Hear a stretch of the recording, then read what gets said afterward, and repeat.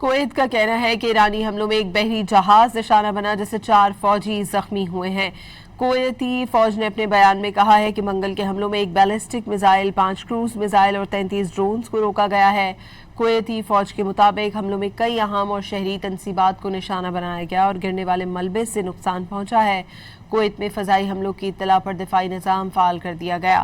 کویتی افواج کے ترجمان کے مطابق مسلح افواج اپنی فضائی حدود میں دشمن کے حملوں سے نمٹ رہی ہے۔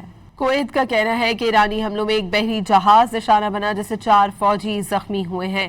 کویتی فوج نے اپنے بیان میں کہا ہے کہ منگل کے حملوں میں ایک بیلسٹک میزائل، 5 کروز میزائل اور 33 ڈرونز کو روکا گیا ہے۔ کویتی فوج کے مطابق حملوں میں کئی اہم اور شہری تنصیبات کو نشانہ بنایا گیا اور گرنے والے ملبے سے نقصان پہنچا ہے۔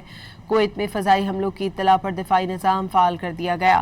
کویتی افواج کے ترجمان کے مطابق مسلح افواج اپنی فضائی حدود میں دشمن کے حملوں سے نمٹ رہی ہے۔